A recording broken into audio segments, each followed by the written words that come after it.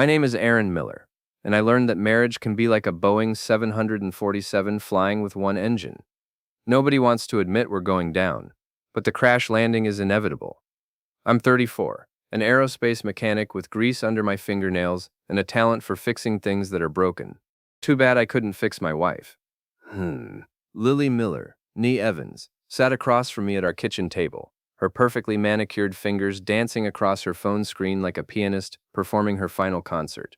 The morning light caught her blonde hair just right, the way it used to make my heart skip. Now it just reminded me of how much money she spent at the salon every month. Aaron, honey, she said without looking up. I need to talk to you about Hawaii. Hawaii. The trip I'd been planning for 6 months. Lily's sister Emma was getting married on Maui, and I'd scraped together every penny from my mechanic's salary to make it special. First-class tickets, ocean view suite, the works. It was supposed to be our second honeymoon, a chance to fix whatever had broken between us. What about it? I asked, setting down my coffee mug with more force than necessary. Well, there's been a little mix-up with the reservations. Her voice had that sing-song quality she used when delivering bad news. Your ticket never got confirmed, and there's no room at the resort. I stared at her. What do you mean, never got confirmed? I have the confirmation email. Oh, that. She waved her hand dismissively. That was just a hold. It expired. Something cold settled in my stomach. Lily, I paid for those tickets 3 months ago, with my credit card. I have the receipts. These things happen, honey. Maybe you can catch a later flight, stay somewhere else. The way she said it, so casual, so unconcerned, made my hands clench into fists. This was my wife of 7 years, the woman who used to cry when we had to skip date night because money was tight. Now she was suggesting I scramble for scraps while she went to paradise. Right, I said slowly. These things happen. That night, while Lily took one of her marathon showers, I did something I'd never done before. I went through her phone. It didn't take long to find what I was looking for. Text messages with someone named Brian Foster, her coworker from the marketing firm. Messages that made my blood turn to ice water. Can't wait for Hawaii, baby. Just you and me in that ocean view suite. Aaron doesn't suspect a thing. He's too dumb to figure it out. After this trip, I'll file for divorce, take half his savings and start fresh with you. I scrolled through months of messages. Photos I won't describe. Plans they'd made. Jokes they'd shared about me. The dumb mechanic who smelled like motor oil and wouldn't know romance if it bit him on the ass. The shower was still running. I opened her email and found the real confirmation. 2 tickets to Maui. 2 names. Lily Miller and Brian Foster. When she came out of the bathroom in her silk robe, hair wrapped in a towel, I was sitting on the bed with her phone in my hands. Find everything you were looking for? She asked, not even trying to look surprised. How long? I asked. Does it matter? It matters to me. She sat at her vanity, began applying some expensive cream to her face. 8 months, maybe 9. Why? Why what? Why did I cheat? Or why am I leaving? Both. She met my eyes in the mirror. Because you're boring, Aaron. You work on planes, you come home greasy, you watch TV and fall asleep on the couch. Brian takes me to nice restaurants. He drives a Corvette. He has ambition. I have ambition. You've been at the same job for 6 years. I like my job. That's the problem. She turned to face me. I want more than this, Aaron. More than a 2-bedroom house in the suburbs and a husband who thinks Olive Garden is fine dining. I nodded slowly, processing this. So you planned this whole thing, the Hawaii trip, the fake ticket problem, everything. I figured it would be easier than a big confrontation. Easier for who? For both of us. You'll get over it. I stood up, walked to the dresser, and pulled out a suitcase. What are you doing? She asked. Packing. Aaron, don't be dramatic. We can work something out. Maybe you can take a vacation later, somewhere less expensive. I threw clothes into the suitcase without folding them. You're right, Lily. I will take a vacation, a permanent one. What does that mean? I zipped the suitcase and headed for the door. It means enjoy paradise. I'm not coming back. Aaron, wait. But I was already gone. The thing about disappearing is that it's easier than people think. I drove to the bank at 6 a.m. and withdrew every penny from our joint accounts, $43,000 in savings, plus another $12,000 from checking. All money I'd earned, all legal. I left her enough to cover the mortgage for 1 month. Next stop, my job at Pacific Aerospace. My boss, Jim Richardson, was in early as usual, nursing his first cup of coffee and reviewing the day's work orders. Aaron, you're early today. Jim, I need to talk to you. I'd known Jim for 8 years. He was the one who'd promoted me from junior mechanic to senior technician. He'd been to my wedding, had barbecues at my house. If anyone would understand, it would be him. What's on your mind? I'm quitting. Jim nearly choked on his coffee. What? Why? Personal reasons. I need to disappear for a while. Aaron, if this is about money, it's not about money. I pulled out my resignation letter, already typed and signed. I'm sorry for the short notice, but I can't be here anymore. Jim read the letter, then looked at me with concern. This is about Lily, isn't it? How did you... My wife works in HR at Morrison Marketing. Word gets around. Morrison Marketing, Lily's company. So people knew about the affair. What exactly gets around? Jim sighed. Look, Aaron, I probably shouldn't say anything, but Carol mentioned that Lily's been pretty cozy with some guy named Brian. Office parties, long lunches, that kind of thing. And nobody thought to tell me. It wasn't our business. Besides, we weren't sure. I nodded. Well, now you can be sure. She's taking him to Hawaii on my dime. Jesus, Aaron, I'm sorry. Don't be. I'm going to fix this. What do you mean? I mean I'm going to disappear for a while, learn some new skills. When I come back, things are going to be different. Jim studied my face. You're not planning anything illegal, are you? Nothing illegal, just educational. Before I left, Jim shook my hand. You know, there's a position opening up at Meridian Aerospace. They're looking for someone with your skills, but in a management role. The pay is almost double what you're making here. Why are you telling me this? Because you're the best mechanic I've ever worked with, and you deserve better than what you've been getting, in all areas of your life. I wrote down the contact information. Thanks, Jim, for everything. Aaron, when you come back, and you will come back, make sure you come back stronger. I left my phone in the aquarium at the ferry terminal downtown. Then I drove my truck to long-term parking at the airport and took a cab to a hotel across town. I paid cash for a month and settled in to plan my new life. For 3 days, I watched the news and social media from the hotel's business center. Lily had gone to Hawaii as planned, posting pictures of herself and Brian on the beach, at fancy restaurants, in the ocean view suite I'd paid for. Her Instagram was full of heart emojis and comments about new beginnings and finding true love. The comments from her friends were interesting. Some were supportive, but others asked pointed questions. Where's Aaron? Isn't this your anniversary trip? Who's the new guy? Lily's responses were masterful. Aaron couldn't make it, work emergency. This is Brian, a dear friend who stepped in so I wouldn't have to go alone. Sometimes life takes you in unexpected directions, but her best friend Heather wasn't buying it. Heather's comments got more pointed each day. Funny how Aaron's work emergency coincided with your new boyfriend. Hope Aaron knows what a dear friend Brian is. Life directions, or just directions to Brian's hotel room. By day 4, the posts stopped. By day 6, Lily was calling me from Hawaii. Of course, my phone was feeding fish at the bottom of Elliott Bay, so she was talking to digital ghosts. When she got back, according to my friend Dave, who worked at the auto shop next to our house, she went ballistic. She called the police, filed a missing person report, hired a private investigator. She told everyone I'd had a breakdown, that I was probably wandering around somewhere with amnesia. The truth was, I was 3 miles away, learning everything I could about business management, corporate finance, and digital marketing. I'd enrolled in online courses using my savings. I worked out at a gym every morning. I read books about negotiation, about psychology, about revenge. Most importantly, I researched Lily and Brian. Brian Foster, 35, divorced, drove a red Corvette that was 3 payments behind. He lived in a luxury condo he couldn't afford and had a reputation at Morrison Marketing for sleeping with married women. Lily wasn't his first conquest, just his most recent. Lily had been telling people at work that her marriage was complicated and that she was exploring her options. Her coworkers knew about Brian, and some of them were placing bets on how long it would take her to file for divorce. What they didn't know was that Lily's husband had vanished with their entire life savings and was planning something that would make their Hawaii vacation look like the Last Supper. After 6 months, I was ready for phase 2. I walked into Meridian Aerospace on a Tuesday morning in October, wearing a suit that cost more than my old monthly salary. The transformation was complete. I'd lost 30 pounds, gained muscle, and learned to speak the language of corporate America. The interview was with Sarah Chen, the VP of Operations. She'd been expecting me. Mr. Miller, Jim Richardson speaks very highly of you. He says you're the best aircraft mechanic he's ever worked with. Jim's a good man, but I'm not here to be a mechanic. No, I understand you're interested in our management training program. Actually, I'm interested in the senior operations manager position. Sarah raised an eyebrow. That's quite a leap from aircraft mechanic.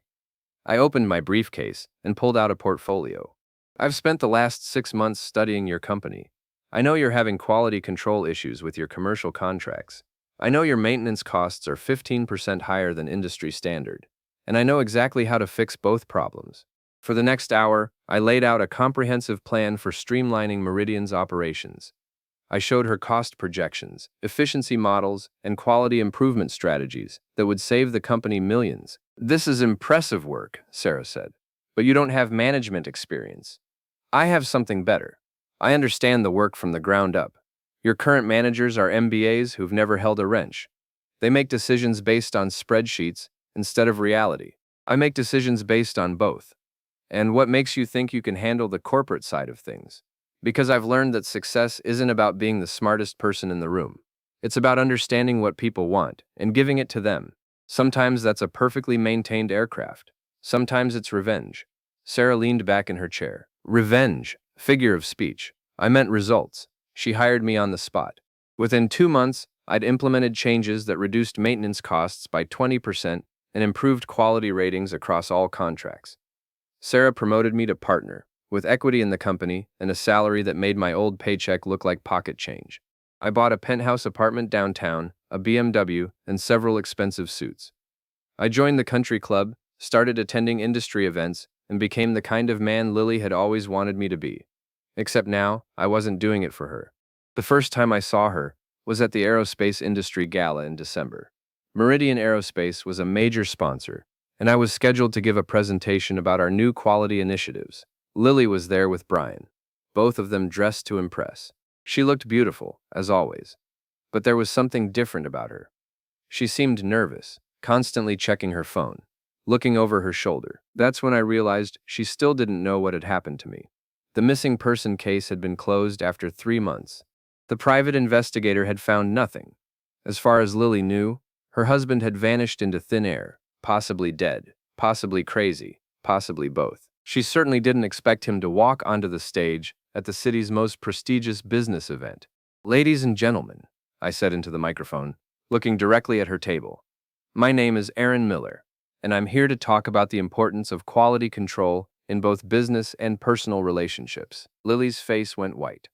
Brian choked on his wine. The rest of the audience applauded politely, unaware they were witnessing the opening shot of a war.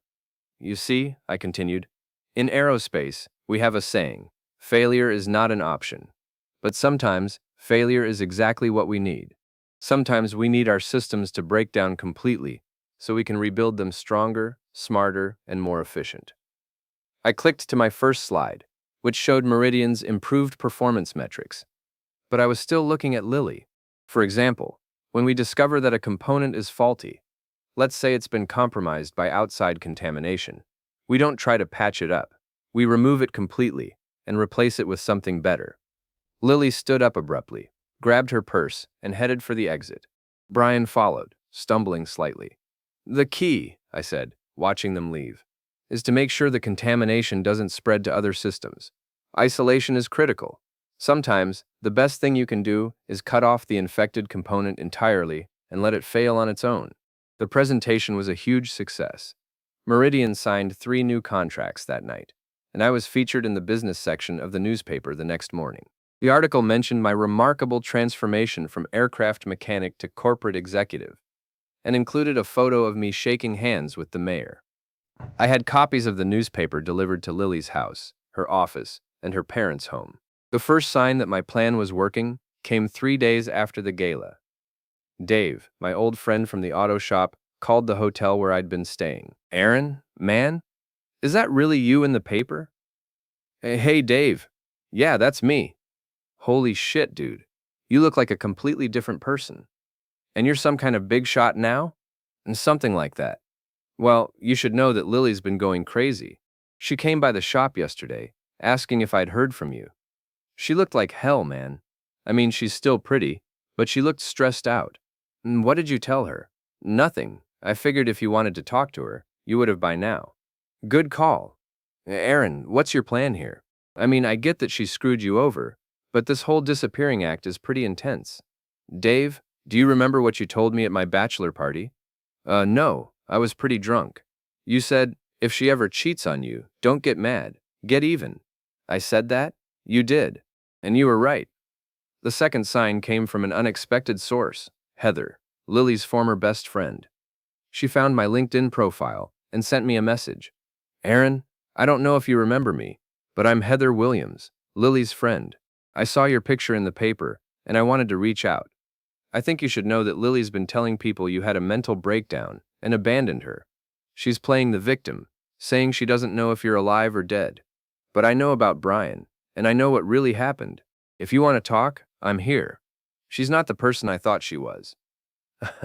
I invited Heather to lunch at the most expensive restaurant in the city. She arrived looking nervous but determined. "I owe you an apology," she said before we'd even ordered drinks. "For what?" "I knew about Brian. I knew what Lily was planning, and I didn't tell you. I thought it wasn't my place, but I was wrong. What she did was horrible." "Why are you telling me now?" "Because she's been using your disappearance to get sympathy and attention. She set up a GoFundMe page for expenses during this difficult time. She's been on 3 dates with different men, telling them she's a widow. It's sick, Aaron. I can't be friends with someone like that." "What about Brian?" Heather laughed bitterly. "Oh, that ended badly. Turns out Brian was also seeing his ex-wife. Lily found out when the ex-wife showed up at the Hawaii hotel. There was a huge scene in the lobby. Hotel security had to break up a fight between 3 women. 3 women? Lily, the ex-wife, and some other woman Brian had been texting. Apparently, he's quite the player. I signaled the waiter for champagne. This calls for a celebration. Aaron, what are you planning? I'm not planning anything illegal or violent, if that's what you're asking. But you are planning something. Heather, let me ask you a question. If someone stole your car, crashed it, then asked you for a ride to the dealership to buy a new one, what would you do?" "I'd tell them to walk." "Exactly. Lily stole my life, crashed it, and now she wants sympathy for being stranded. I'm just making sure she has to walk." Over the next few weeks, Heather became my inside source. She told me that Lily had been fired from Morrison Marketing for inappropriate workplace relationships and ethics violations. Apparently, Brian wasn't the only coworker she'd been involved with, and the Hawaii incident had been the last straw. Lily was now working at a much smaller marketing firm for half her previous salary. She'd had to sell her BMW and move to a cheaper apartment. The GoFundMe page had raised less than $500 before someone reported it as fraudulent. But the best news was about Brian. His ex-wife had taken him to court for back alimony. His Corvette had been repossessed. He'd been demoted at his job and was now working in the mailroom. The 3 women he'd been juggling had all posted about him on social media, warning other women to stay away. "There's something else," Heather told me during our weekly lunch. "Lily's been asking around about you. She knows you're successful now, and I think she wants to reconcile. Let me guess, she's realized what a mistake she made." Her exact words were, "I think Aaron and I rushed into this separation. Maybe we can work things out." Separation, that's what she's calling it now. She's telling people you two are separated, not that she cheated and you disappeared. I smiled. "Perfect. Aaron, what are you going to do?" "I'm going to give her exactly what she wants." No. The call came on a Friday afternoon in February. I was in my office, reviewing quarterly reports, when my assistant buzzed me. "Mr. Miller? There's a Lily Miller on line 1. She says she's your wife." I'd been expecting this call for weeks. "Aaron?" Her voice was tentative, almost shy. "Is it really you?" Hello, Lily." "Oh my God, Aaron, I've been so worried. Where have you been? What happened to you? I thought you were dead." "I've been busy." "Busy? Aaron, you disappeared. You left me with nothing." "I didn't know if you were hurt or sick or... I left you with exactly what you left me with. Nothing." There was a long pause. "Aaron, I know we had problems, but running away wasn't the solution. We need to talk." "I agree." "You do?" "Absolutely. In fact, I think we should meet in person." "Are you free tonight?" "Yes, of course. Should I come to your apartment? I have your address." "Actually, I have a better idea. Meet me at the Meridian Building downtown, top floor, 8 o'clock. "The Meridian Building? Why there?" "Because I work there." "You work there?" "Aaron, What's going on?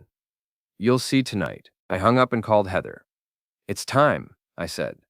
Are you sure about this? Positive. Is everything set up? The live stream is ready. I've invited everyone from her old job, plus some people from her new one. Brian will be there too. Perfect. That evening, I stood in the conference room on the 40th floor of the Meridian building, looking out at the city lights. I'd arranged the room carefully. Cameras hidden but recording. Live stream ready to broadcast. And a PowerPoint presentation that would make my aerospace talk look like amateur hour. Lily arrived at exactly 8 o'clock, escorted up by building security. She was dressed to kill in a red dress that probably cost more than she could afford. Her hair and makeup perfect. Aaron? She stepped into the conference room and gasped. This is incredible. You work here? I own part of it. You own part of it. How is that possible? Turns out I'm smarter than you thought. She moved closer, her eyes wide with amazement and something that looked like calculation. Aaron, I can't believe this. You've done so well for yourself. No thanks to you. Aaron, about what happened before, you mean about you fucking Brian Foster and planning to divorce me while I paid for your Hawaiian vacation? She flinched. It wasn't like that. It was exactly like that. I have the text messages, remember? Aaron, I made a mistake. I was confused, unhappy, but I realize now that I was wrong. We can work this out. You think so? I know so. Look at what you've accomplished. Look at this place. We could have an amazing life together. I walked to the head of the conference table and opened my laptop. You're right, Lily. We should definitely work this out. In fact, I've prepared a presentation.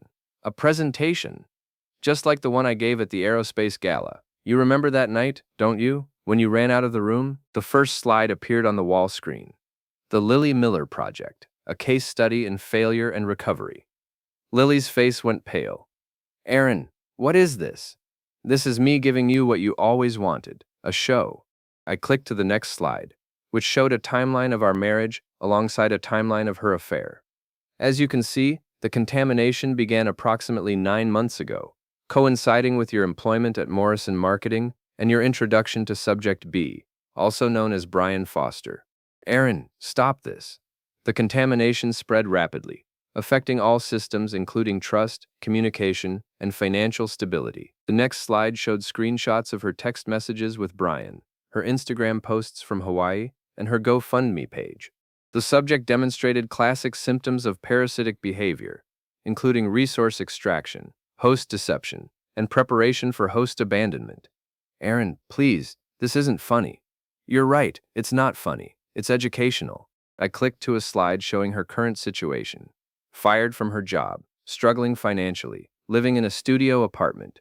However, when the host was removed from the equation, the parasite was unable to survive independently. Subject B proved to be an inadequate replacement host, having his own parasitic tendencies and multiple concurrent infestations. How do you know about Brian's other women? I know everything, Lily. I know about your job performance issues. I know about your financial problems. I know about your desperate attempts to find a new host. The final slide appeared. Conclusion, tokens. Some systems cannot be repaired. They must be completely replaced. Aaron, what does that mean? I closed the laptop and looked at her directly. It means I'm not taking you back. But you asked me here. You said we should work things out. I lied, just like you did. That's when she noticed the cameras. Aaron, are those cameras recording? Oh yes, we're live streaming to about 300 people right now, including everyone from Morrison Marketing, your new coworkers, and Brian. You bastard, turn it off. I don't think so. You wanted attention, Lily. You wanted to be the center of the story. Well, congratulations. You're the star of your own public humiliation. She lunged for the laptop, but I was ready for her. I stepped aside, and she stumbled, her high heel catching on the carpet. You can't do this to me, she screamed. Actually, I can. Everything I've shown here is true.